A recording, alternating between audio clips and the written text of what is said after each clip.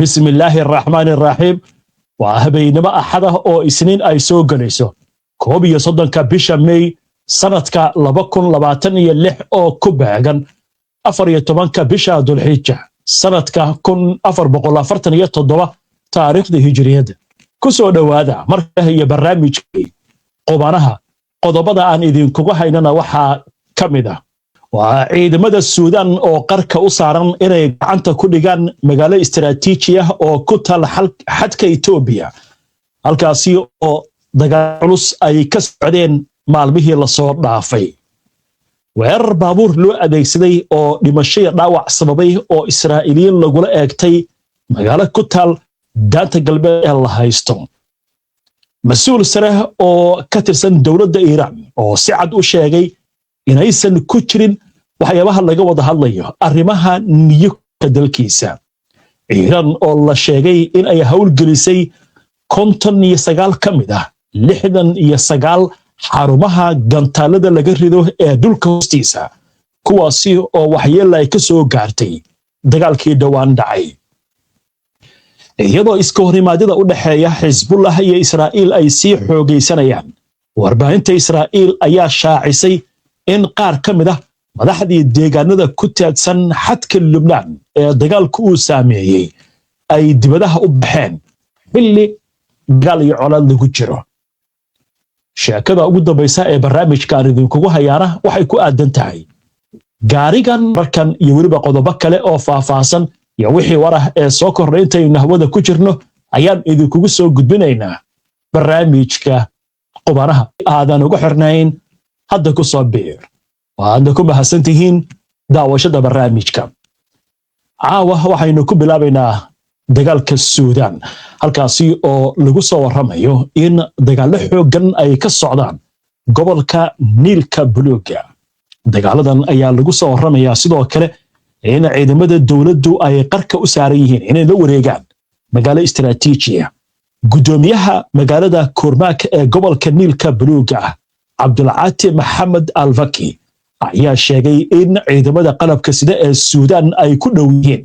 in gudaha u galaan magaaladan istiraatiijiga ah ee ku taal xadka Itoobiya kadib horumar militari oo ay ka sameeyeen jihooyinka dagaalka ee gobolka Alfaki ayaa u sheegay warbaahinta in ciidamada dawladdu ay burburiyeen difaacyadii ciidamada gurmadka degdega ah ee RSF ee ku sugnaa deegaanada Halab Albaraka iyo meelo kale oo ku hareeraysan Kurmaak taasi oo sahashay in ciidamadu sii xoojiyaan cadaadiska ay saarayaan magaaladaasi wuxuu ku eedeeyay RSF inay si nidaamsan u burburiyeen magaalada Kurmaak gaar ahaan cisbitaalada iyo xarumaha adeegyada bulshada sidoo kale wuxuu sheegay in suuqa weyn ee magaalada dukaamo guryo iyo hanti gaar ah la bilaqaystay intii ay socdeen dagaalada gudoomiyaha ayaa waxa uu sheegay in ku dhawaad 15,000 oo qof ay ka barakaceen magaalada Xuraqaxee waqooyiga magaalada Damaaseen ee caasimadda gobolka Niilka Buluuga wuxuu xusay in maamulka gobolka uu diyaar u yahay isla markaasna uu diyaariyay xarumo lagu soo dhaweeyo dadka barakacay isla markaasna lagu daabulayo gawaari iyadoo la eegayo baahidooda aasaasiga dhinaca kale ilo military ayaa sheegaya in ciidamada Suudaan waa barigii maanta oo axad ahayd ay gaareen deegaanka Al-Zurayba oo dhanka galbeed ka xiga Kurmaak kadib markii RSF ay la kulantay qasaarooyin naf iyo qalab isugu jira taasi oo ku qasabtay inay dib u gortaan kana baxaan magaalada ciidanka Suudaan ayaa toddobaadyadii la soo dhaafay waxay kordhiyeen hawlgallada ay ka wadaan gobolka Niilka Buluuga talaadadii ayuu ku dhawaaqeen ciidamadu inay la wareegeen deegaanada Abudalla Cali Washaabo iyo Umshankha iyagoo sidoo kale qabsaday Albaraka Karinkan iyo Dukaan kadib dagaalo culus oo ay la galeen RSF gobolka Niilka Buluuga ee xuduudda la leh Itoobiya iyo Suudaanta Koonfureed ayaa muddo bilah waxa uu ahaa jiid dagaal oo xasiloonidan ay ku yartahay balse waxa mar kale uu bedelayaa in markaa jawiga juqraafi ee dagaalkana uu ku imaanayo isbeddel maadaama RSF inta badan ay gacanta ku haysay gobolkan tahay waxay ku soo kordha arrimahan waynu arki doonaa iska horimaadyada xisbullah iyo israa'iil u dhaxeeya ayaa sii xoogaysanaya arrin cajiib ah ayaa soo baxday saacadihii la soo dhaafay waxaa la leeyahay mas-uuliyiin badan oo ka tirsan madaxda deegaanada ku taadsan xadka israa'iil iyo lubnaan ayaa gebigood waxa iskaga baxeenba israa'iil haddaba aynu eegno warka amurtan la xiriira shabakada wararka israa'iil laga leeyahay ee Walla ayaa maanta waxay daabacday in qaar ka mid ah madaxda degmooyin ku yaala waqooyiga Israa'iil ay ka baxeen Israa'iil kadib markii ay sii xoogeysteen weerarada gantaalada iyo diyaaradaha aan duuliyaha lahayn ee Xisbullah ku beegsanayso deegaanada u dhow xadka Lubnaan warbixinta ayaa lagu sheegay in 5 mas'uul oo hogaamiya deegaano si toos ah ugu jira qatarta dagaalka ay u safreen dalal dibadda ah iyagoo ku maqan hawlo ama booqashooyin wargeyska oo ku tilmaamay kuwa aan degdeg ahayn xilli gobolku wajahayo xaalad amni oo sii xumaanaysa warbixintu waxay sheegtay in Shamoun Gwata madaxa golaha deegaanka magaalada Ma'alot Yosef oo ay hoos yimaadaan 22 deegaan oo ku yaala dalka galbeed uu hadda ku sugan yahay magaalada New York sidoo kale Amit Sovar oo ah madaxa golaha deegaanka Merom Hajalil oo ku dhow xadka Lubnaan ayaa isaguna dalka dibadiisa waxaa la sheegay inuu ku maqan yahay waxa kale oo wararku intaa ku darayaan in duqa magaalada Nahariya Ronen Marley oo u safray Berlin si uga qayb galo munaasabada xiriirka mataaneynta labada magaalo waa Berlin iyo Nahariya halka duqa magaalada Karmail Moshe Koninski oo sidoo kale ku sugan yahay caasimadda Jarmalka bogga wararka ee Walla ayaa intaa ku daray in Benny Ben Mufhar madaxa golaha deegaanka lagu magacaabo Mivaot Haharimon oo isna u safray dalka Greega muddo haatan dhowr maalmood laga joogo warbixintu waxay tilmaamaysaa in ay sii kordhayso xiisadda amni iyadoo maalmihii la soo dhaafayna deegaano ka mid ah waqooyiga Israa'iil la sheegay in dadka lagu wargeliyey in ay feejignaan sameeyaan saameynta dagaalka awgeed waxbarashadana waxaa la fasaxay ardaydu inay yimaadaan fasalada cabsi weyn oo laga qabo gantaalada Xisbullah arrintan ayaa sidoo kale waxaa la sheegayaa inay dhalatay su'aalo waaweyn oo la isweydiinaya oo la xiriira sidee bay ku dhici kartaa mas'uuliyiinta deegaanadan inay ka baxaan Israa'iil ama ay ku maqan yihiinba safar iyadoo dadkii deegaankana dhibaato culus ay ku jiraan وهجان وركله وأرمها النحرة هدي أينو أجنو تلفزيون كانال صدح يتبن إسرائيل لقل هي أيا وحا وكهالي إن إسرائيل أي دراسة كسمين صورة قلمة إن سوين لو قطر ديريو لونا بلاريو هورجلدا ميليتري كسعودة لبنان وربحنت أيا شاكتي إن عندما إسرائيل أي كفير سنيان كردين وين أو لغو سميو ترى جوكتين تويردا كسعودة لبنان كواسي أو أي كجري كلام إلا بيكسدا حتى مجرد بيروت تلفزيونكو waxaa uu soo xigtay ila amni oo sheegay in tillaabooyinka xiga ay hadda marayaan heer go'aan qaadasho iyadoo la tilmaamay in ra'iisul wasaaraha Israa'iil Benjamin Netanyahu uu qaadan doono go'aanka ugu dambeeya ee ku saabsan baaxadda iyo waqtiga la bilaabayo hawlgalkan cusub waxaan gudbaynaa gordhow wararkii ugu dambeeyay ee xiisadda Mareykanka iyo Iiraan weerar loo adeegsaday baabuur oo gordhow ka dhacay deegaan ku yaal daanta galbeed ee la haysto ee dhulka Falastiiniyiinta ayaa waxaa la sheegayaa waxyeelo inay soo gaartay dad Israa'iiliin ah oo gaariga la jiirsiiyey waxaa kaloo idin haynaa warbixinta ku saabsan gataalada Iiraan ee dhulka hoostiisa laga rido oo war cusub ka soo kordhay iyo sheekadii ugu dambeysay ee barnaamijka laakiin aynu ku hakno qadar xayisiin soo dhawaada marka la daawadayaal wali waxaad la socotaan barnaamijkii qubanaha oo toos idinkaga imaanaya istuudiyaha iyaga koowaad barnaamijyadeena waxaad ka heli kartaan bogagga bulshada ee internetka sida YouTube, Facebook, Twitter iyo Telegram warbixino qoraal ah warar faacil ku xirna waajibiyaan oo ka dhigo halkaaga wararka intaan u gudbin wararka Iiraan iyo Mareykanka la xiriira waxaynu eegaynaa war goordhowta soo baxay oo la xiriira weerar baabuur loo adeegsaday oo ka dhacay daanta galbeed ee la haysto ee dhulalka Falastiiniyiinta ugu yaraan 4 qof ayaa lagu soo waramayaa in ay ku dhaawacmeen weerar gaari loo adeegsaday oo saacada ka hor ka dhacay waqooyiga magaalada Hebron ama Khaliil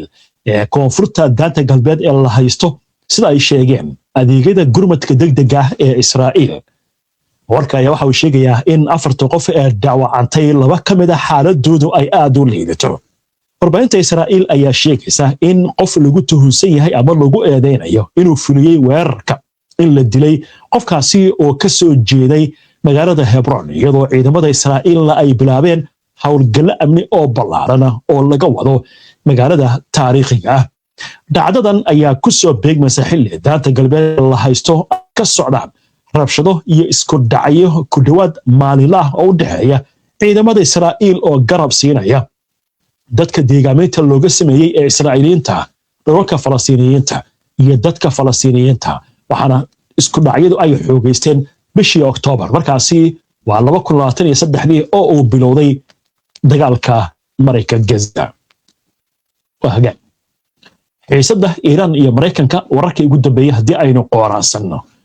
xogay wasiirka amuraha dibadda ee wadanka Iiraan Abbas Araghchi ayaa hadal cusub waxa uu ka jeediyay arrimaha la xiriira wadaxaajoodada ay leeyihiin Mareykanka. Araghchi ayaa waxa uu sheegay in ay socdaan isdhaafsiga fariimaha ee dalkiisa iyo Mareykanka. Araghchi waxa kale oo uu sheegay in qiimeyn ay ku sameynayaan arrimaha ugu dambeeya iyo xiriirada ay la leeyihiin Mareykanka iyo hidisiyaasha la isdhaafsanayo. isagoo ka hadlayay wadaxaajoodadaasi Araghchi waxa uu carabka ku adkeeyay inaan weli la gaarin go'aan rasmi ah waxaana uu tilmaamay in xitaa aan la samayn karin qiyaas iyo qiimeyn laakiin wax walba ay ku xiran yihiin in la go'aamiyo markaa in heshiis la gaari karo. waxa uu yiri haddii heshiis aan la gaarin wixii ka horeeya intaasi waa mana awaal. goorsii horeysay madaxweynaha Mareykanka Donald Trump ayaa sheegay in Mareykanka iyo Iiraan ay ku dhow yihiin heshiis wanaagsan oo sida dalku u yiri isagoo ku dooday in dalabkiisa kaliya uu yahay in Iiraan aysan yeelan hub nuclear isla markaasna ay tahay in Iiraan ay ogolaato arrinkaasi. dhinaca kale Ismaaciil Kawsari oo ah xildhibaan ka tirsan baarlamaanka Iiraan ayaa sheegay in wadaxaajoodada socda ee u dhaxeeya Tehran iyo Washington ay hadda diiradda saarayaan joojinta dagaalka iyo ka hortagga weerar kale oo mustaqbalka dhaca isagoo xusay in arrinta barnaamijka nuclear-ka aanay mar dambe ahayn mid laga wada hadlo. Kawsari oo xubin ka ah guddiga amniga qaranka iyo siyaasadda dibadda ee baarlamaanka Iiraan ayaa u sheegay telefishinka Russia Today ee Ruushka laga leeyahay in qodobka nuclear-ka laga saaray ajandaha wadaxaajoodka Mareykanka. wuxuu sheegay in wadahadalladu hadda xoogga saarayaan ka hortagga dagaal cusub bixinta magdhow la siiyo Iiraan xaqiijinta bixitaanka ciidanka Mareykanka ee gobolka iyo qaadista go'doominta badda ee lagu hayo dekedaha iyo maraakiibta Iiraan. si kastaba ha ahaatee Kawsari ayaa muujiyay shaki ku saabsan suurtagalnimada heshiiska dambaysa isagoo sheegaya in inkastoo wadaxaajoodadu ay socdaan weli aan la gaarin natiijo muuqata oo la xiriirta arrimahani.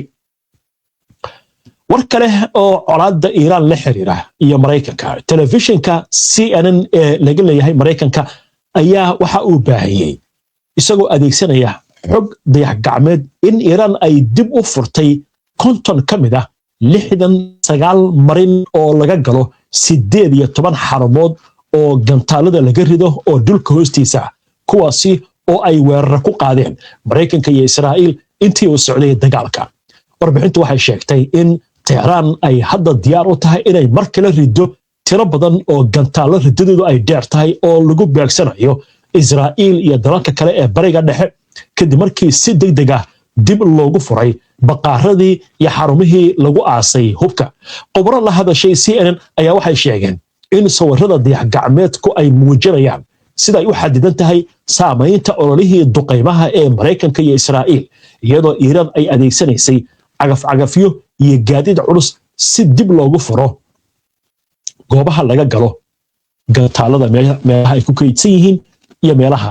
laga rido. waata hadda marka arrinta waxay u muuqataaba hal bacaad lagu lisay wax allaale wixii duqayn la waday. waxaa leeyahaba iiraan haddaybay diyaar u tahay inay dagaal kale sii qaado. xaaladdu markaa ma sahlana. waa hagaag wixii ku soo kordhay arrimahaasi wararkayaga dambe ayaan idinkugu soo gudbinaynaa. iminka waxaynu soo gaarnay sheekadii ugu dambeysay ee barnaamijka aynu ku soo gabagabay jirnay. alaab waxaynu ku soo qaadanaa sheeko ka duwan sheekooyinka barnaamijka aad ku soo daawateen. waxaynu idin haynaa sheeko ku saabsan gaariga loogu talagalay inuu dhaqaaleeyo shidaalka. waxaynu ka warqabnaa adduunyada dhibaato dhaqaale inay ka jirto iyo shidaal la'aan meelaha qaarkood, sababtuna ay tahay dagaalka bariga dhexe ka socda. hadda waxaa leeyahay waxaa la soo saaray gaari ku shaqaynaya 1 liitar oo shidaal ah 1,000 kilomitirna soconaya. waa arrin cajiiba. haddaba aynu eegna sheekadan iyo waxaa laga qoray. horta gaarigu waa gaari caynkana sawirkiisa cajiib. gaarigu bahal baad moodaa. kooxa arday injineera oo ka tirsan jaamacadda Brigham Young ee ku taal gobolka Utah ee waddanka Mareykanka ayaa soo saaray gaari tijaabo oo lagu magacaabo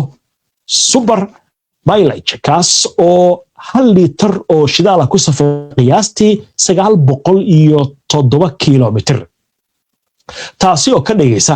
mid ka mid ah gaadiidka ugu shidaal dhaqaale badan ee la farsameeyo. gaarigan waxaa loogu talagalay tijaabooyin iyo weliba tartamada hufnaanta shidaalka. culayskiisa wuxuuba gaarayaa oo keliya 49 kilogram. loor ayaa markaasba ka culus. waxaa laga sameeyey maadada carbon fiberka loo yaqaan. miisaankiisa waxa uu leeyahay baaliiri aad u yar oo qaada 30 mililitar oo shidaal ah, taasi oo ku filan inuu ku socdo qiyaastii 32 kilomitir ka hor inta aan la buuxin taangiisa. gaarigan waxaa loo dhisay ka qaybgalka tartanka loo yaqaano Shell Eco Marathon, halkaasi oo kooxaha ku tartamaan isticmaalka shidaalka ugu yar. gaarigani wuxuu gaari karaa xawaare ugu sarreeyana wuxuu yahay inuu saacadii jari karo 37 kilomitir. inkastoo aanu ku habboonayn isticmaalka maalinlaha, mashruucan ayaa muujinaya sida naqshad fudud iyo hufnaan sare ay u yarayn karto isticmaalka shidaalka. waddamadii carabta ayaga olba dhibaato ah haystay oo dagaal haystay ayaa haddana shidaalkooda loo yimid. gawaari cadceed ku shaqaysa, kuwa kaloo shidaal badan isticmaalayn. adduunyada markaa maxay noqon kartaa haddii la gaaro 50 sano ama 100 sano kadib? isweydiin ayay mudanta arrintaasi. waa hagaag inta ayaan kusoo gabagabeynayaa caawa barnaamijkii. aanaa ku mahadsantihiin daawashada barnaamijkan. si aad ula socoto wararka, barnaamijyada iyo macluumaadka aynu soo gudbino, haddii aad ku cusub tahay baraheena bulshada ama horay aadan ugu xirnayn, hadda ku soo biir inoo barnaamijka xiga insha Allah. inta ka horeysa